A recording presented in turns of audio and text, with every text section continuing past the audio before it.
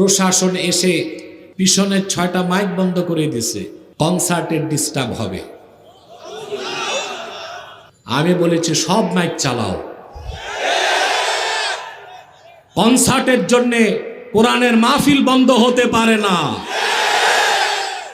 আমরা সংঘাত চাই না, কিন্তু আপনারা চরম বেয়াদবি করেছেন। তা আগে যারা ছিল তাদের মধ্যে আর আপনাদের মধ্যে পার্থক্য কোথায়? আমি আলিয়া মাঠ থেকে স্বরাষ্ট্র উপদেষ্টাকে বলছি, কারা এসে খাতমে নবুয়ত আন্দোলনের, খাতমে নবুয়তের সম্মেলনের মাইক বন্ধ করেছে, তাদেরকে সকস করুন, উপযুক্ত শাস্তির ব্যবস্থা করুন। বাংলাদেশের মানুষ এইরকম ন্যাক্কারজনক দৃষ্টতা মেনে নিবে না ভবিষ্যতে আরেকবার। আপনারা জানেন আজকে সিলেট মহানগরে দুই পাশে 2টা গানের কনসার্ট হচ্ছে, আর এখানে আল্লাহর কোরআনের মাহফিল হচ্ছে। যারা আসহাবুল ইয়ামিন জান্নাতগামী সব এসেছে কোরআনের মাহফিলে,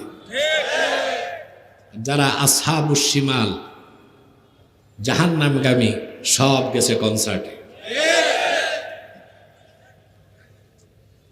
আমার দৃষ্টিতে হযরত শাহজালাল রহমতুল্লাহর ইজ্জতের দিকে তাকায় হলেও সিলেটে কোনো গান বাদ্যের কনসার্ট হওয়া উচিত না।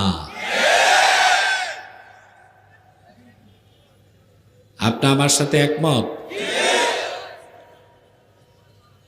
সবচেয়ে দুঃখ পেয়েছি যখন প্রশাসন এসে পিছনের 6টা মাইক বন্ধ করে দিছে, কনসার্টের ডিস্টার্ব হবে।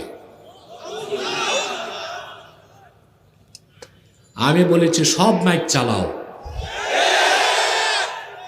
কনসার্টের জন্য কোরআনের মাহফিল বন্ধ হতে পারে না।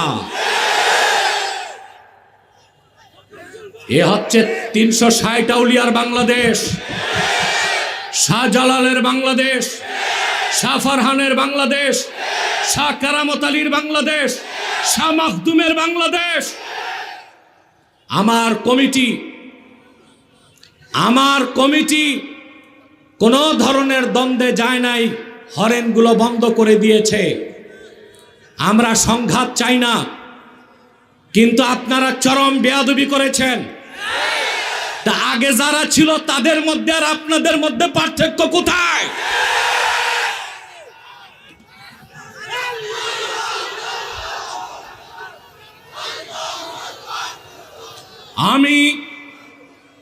আমি আলিয়া মাঠ থেকে স্বরাষ্ট্র উপদেষ্টাকে বলছি, কারা এসে খাতমে নবুয়ত আন্দোলনের, খাতমে নবুয়তের সম্মেলনের মাইক বন্ধ করেছে, তাদেরকে সকস করুন, উপযুক্ত শাস্তির ব্যবস্থা করুন। বাংলাদেশের মানুষ এইরকম ন্যাক্কারজনক দৃষ্টতা মেনে নিবে না ভবিষ্যতে আরেকবার।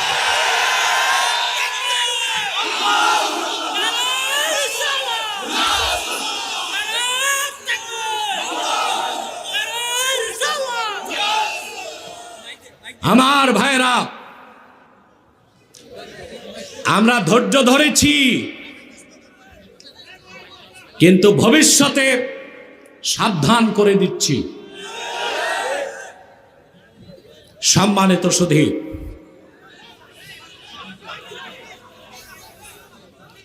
বসে যান। আমার ভাইরা, আমি যারা এই কাজ করেছে ঘৃণা প্রকাশ করছি তাদের এই কাজের। দোয়া করি আল্লাহ তাদের হেদায়েত করুক, আর হেদায়েত কপালে না থাকলে আল্লাহ যেন পানিশমেন্টের আওতায় নিয়ে আসে। সম্মানিত সুধী, আপনারা যা এসেছেন এখানে, আসার পেছনে পার্থিব জাগতিক কোনো স্বার্থ আছে? আমরা এসেছি আল্লাহ তার হাবিবের রেজামন্দি হাসিল করার জন্য, অন্য কোনো উদ্দেশ্য আমাদের। এখানে এসেছেন প্রতি শ্বাসে 10টি নেকি পাচ্ছেন। আলহামদুলিল্লাহ বলুন।